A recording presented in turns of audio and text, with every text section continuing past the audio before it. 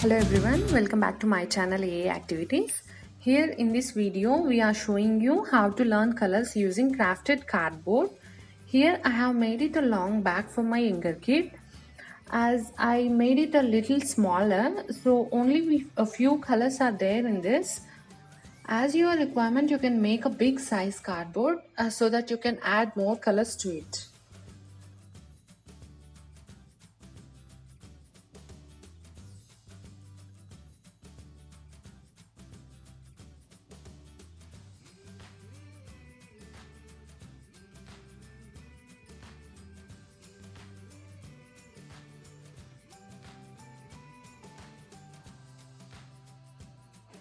I hope you enjoyed the video, and if you like the video, do like, subscribe and share with your friends.